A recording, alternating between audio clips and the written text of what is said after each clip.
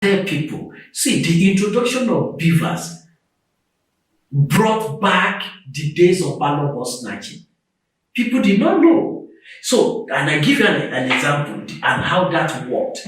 I think we have not been able to grab that reality. Number one. Number two, and that is what year in and year out have been calling into question leadership problem in this country. And one thing you need to understand is this: there has, except President Buhari in 2015, there has not been any leader since we returned to democracy in 1999 that his choice, his election has not been called to question, except with President Buhari in 2015. What do I mean? Is that, look, good Lord Jonathan said, I am not going to court. So nobody challenged Buhari in 2015. But from Obasanjo in 1999, Olufalaye challenged the election in court. When you come to 2003, Buhari and co in 2007, all of them challenged the election in court. 2011. So then in 2019, Atiku challenged Buhari in court. Now presently, Obi and Atiku are challenging Tinubu in court. It's about legitimacy. And now, one of the things they talked about, the election is rigged. Now, election can be rigged in various ways. But one, I won't mention that, one of the means of rigging an election is electoral violence. People don't know. So, I give you 3 examples. Number one, when you do voter intimidation, and we saw that happen in Lagos during this election, intimidation. Particular tribe should not come and vote in this place. If you come out to vote for anybody, apart from anybody here, we will deal with you. So what happened? The people got scared.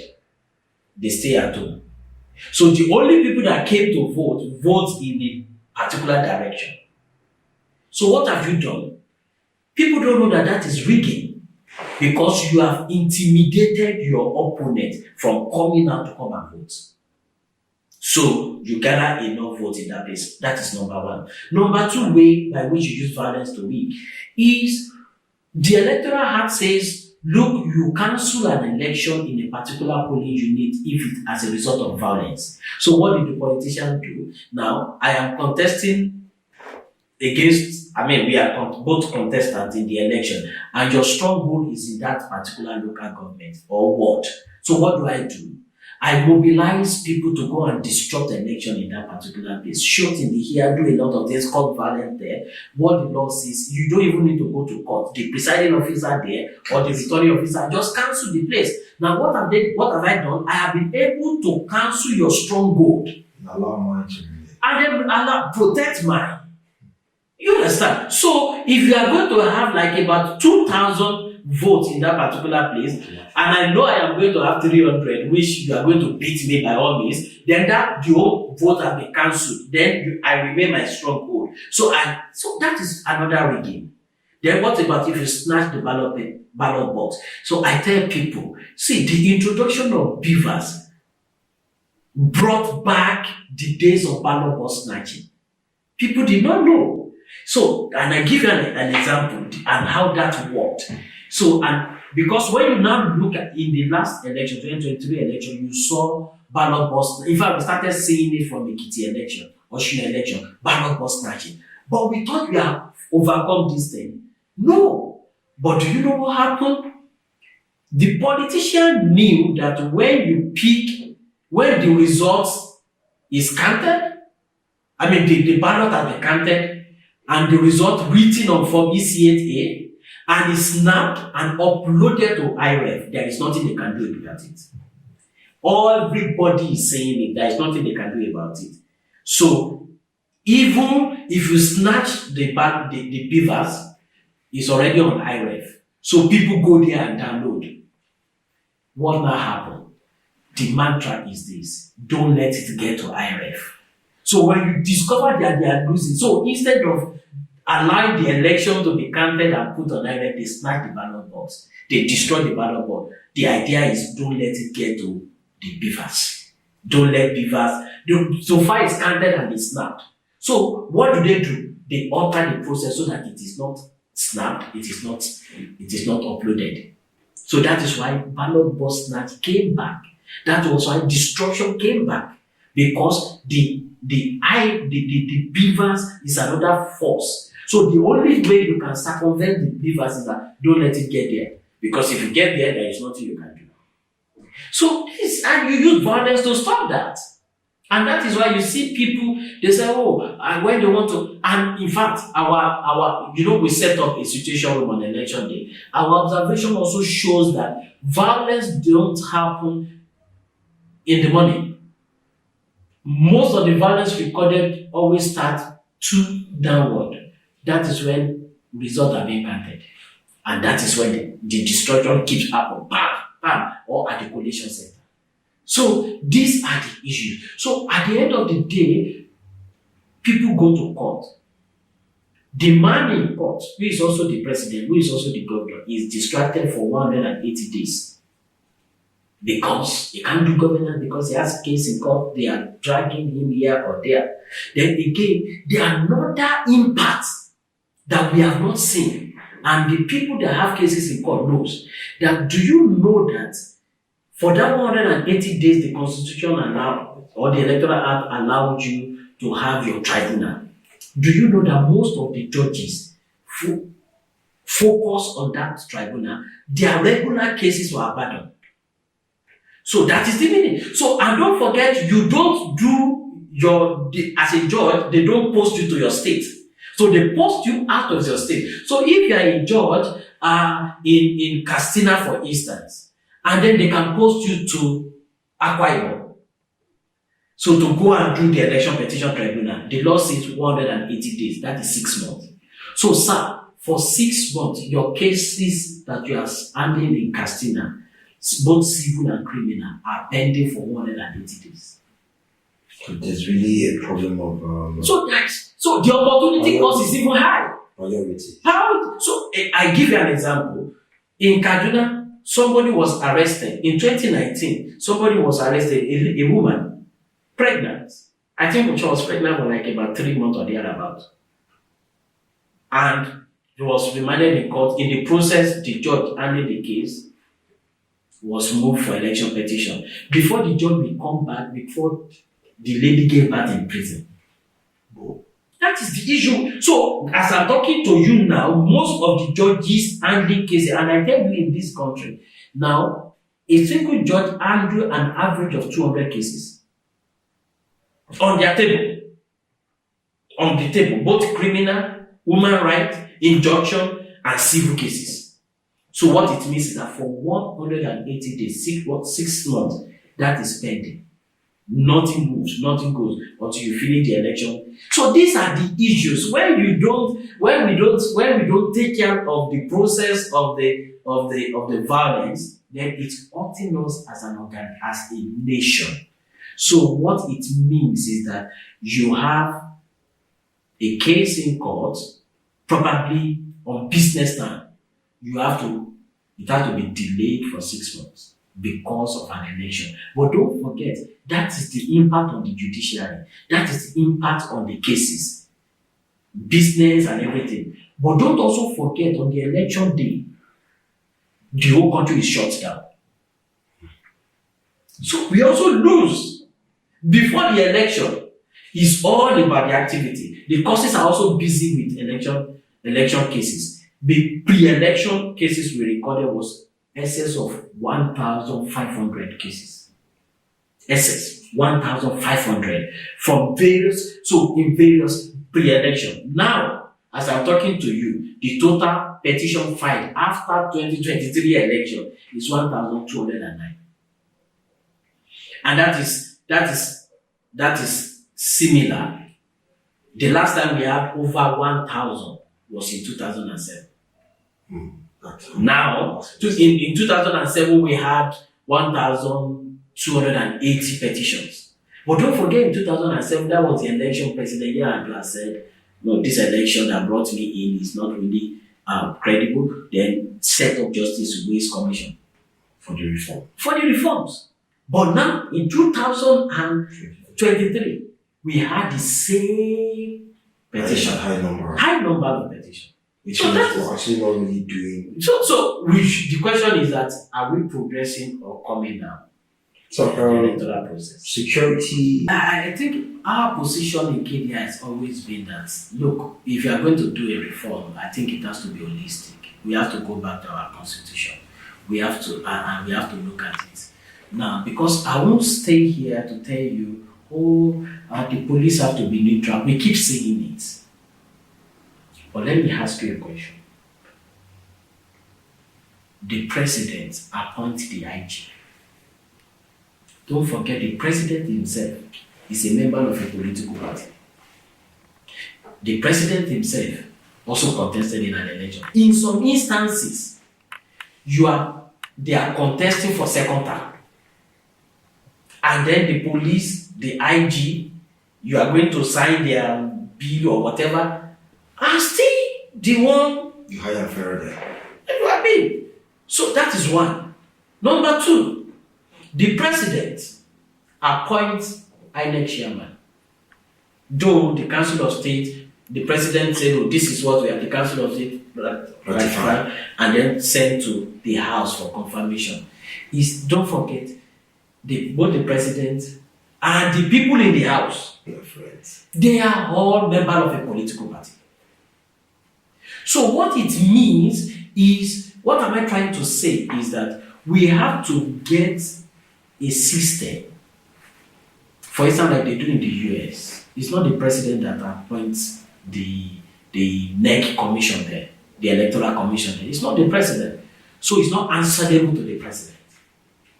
And don't forget, part of the Justice Ways recommendation is that probably an independent body, eminent Nigeria, can just sit and then appoint who is going to be the INEC chairman.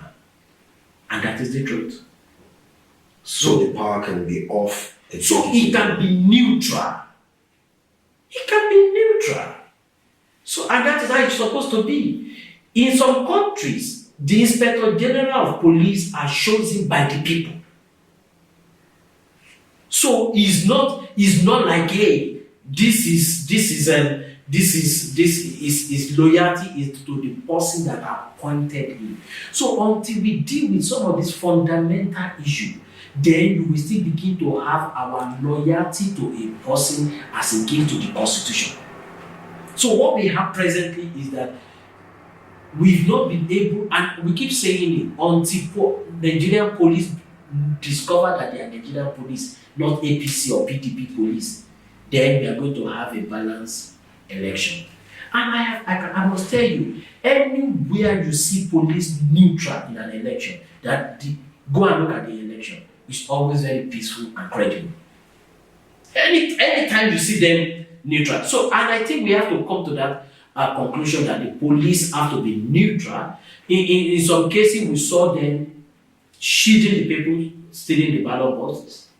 And in some cases, we saw them protecting the ballot boxes. It depends on the state and the interest. So, until we now have a very neutral and strong institution, stronger than a person, then we are not going to go far. So the first reform has to start from the Constitution. Until some of these institutions are truly independent. Truly independent. And by truly independent, not only in name, but also financially. That is it. So, okay, I give you an example. President Buhari went to the US, I think last year, October, I think last year, November, thereabout, and then said to the whole world that, look, everything INEC needs, I have given them. And he was correct. He has given them, but does it have to be like that? Does a single man who is a leader of a political party have to approve and make sure INEC budget gets to them? Meanwhile, what should be done? some of this money have to be in the first line charge. You know, we'll be talking about judicial autonomy.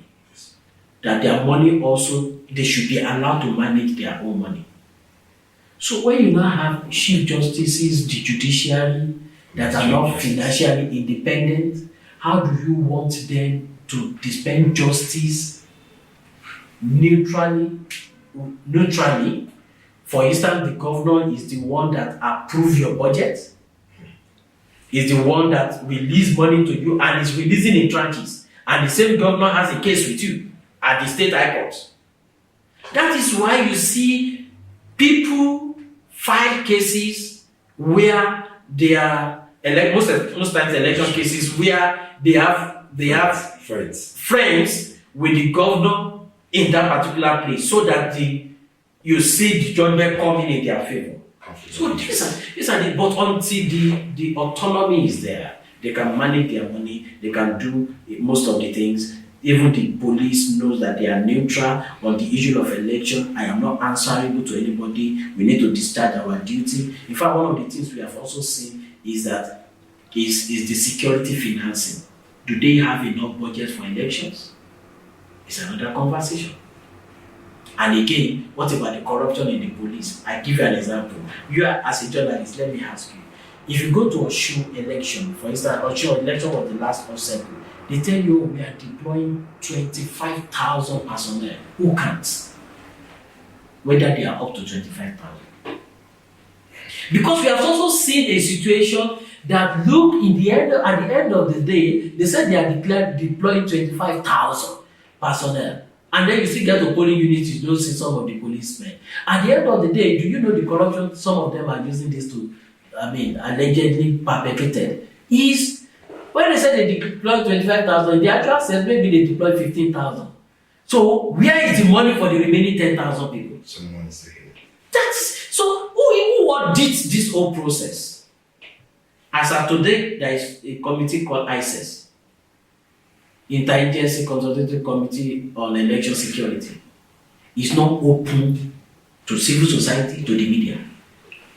It's not open, it's a closed door. So, what do? Meaning they just come out and say they deploy. Wow, they abrogate and reprogate. So these are the only civilian there is the annex chairman. It's one of the. So like I said, is what we do is beyond the violence. That is just on the part of the election, on election. But we also do policy and advocacy, like I said, and we've been able to advocate for a whole lot of. But if there is an election, we pick two major parts to focus on: violence, electoral violence, or what we call election security, and electoral justice. Those are the things we pick. And why do we pick that in the election? Of course, you know we have various civil society organizations in this country. A lot of us are partners. We are working. So why do we duplicate? Why are we going to be duplicating efforts? So if, for instance, a sister organization is already working on the process, looking at the election process in terms of opening of polls, in terms of beavers working and the rest. So why are we coming back if some other organizations are already working on voter education? So what other areas are they not be working at? Then we also look at our area of strength, and that is election security, and we pick that. And why did we even pick the two? Because the development of any nation rests on the vision and the capacity of its leaders. That is one. Then number two, how do you not get quality leaders if the process that will give us the leaders are faulty? So that is the issue. So you need, the foundation of leadership in this country is election. People need to understand that is why the election is so critical. So because we are not in a military era again, so you need a visionary leader in a state to turn the economy of the state around. You need people with capacity, content, character, in the National Assembly, in the State House of Assembly, to come up with legislation that will move the country forward. You need a president that will chart a course for the country and say, this is where we are going, we need to get there, and in the next 5 years, we want to be part of the developed country. Now, all these things I mentioned, legislation, government, the executive, even the judiciary. Now, the key thing here is that leadership, either at the lower level or the higher level, but this is the issue. If you now have the people with character deficiency, people doesn't even have capacity. People just feel like, look, I want to become a senator because I know I'm not going to be poor again.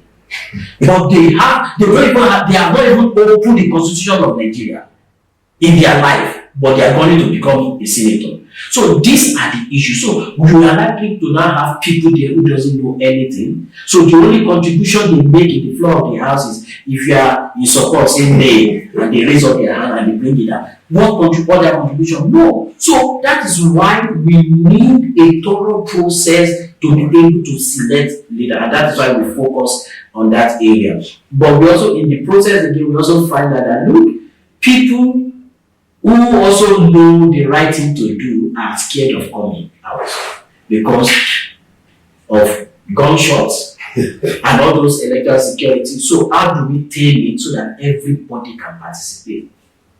Look at what we have. Look at what we have. I mean, lastly, look at what we have. You have about 93 million registered voters. You have over 80 million PVC connected. On the election day, you have 26% turnout. It's one of the lowest actually. What happened? One of the lowest represented by What happened? What happened? So, and people don't even know the implication. And this is the implication. If they say we have over 200 million, so the winner of the election, how much vote did he score? less than 9 million. Less than 9 million. So eventually what it means is that less than 9 million people shows for over 200 million people. I understand. So look at that percentage. Is that representative enough? But majority that did not come, some of the people that did not come are because of INEC ineffectiveness.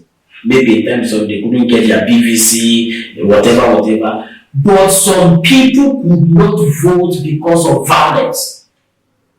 So if we are doing our bit and the media is doing their bit, maybe we will have an inclusive stuff, or the other civil society organization are also doing their bit and say, they are working on the person with disability, they are working on women, gender, and then that is it is a collaborative effort, but we have chosen those two parts in the election. But outside the election, we're doing a lot on policy and advocacy, bringing out data to promote development.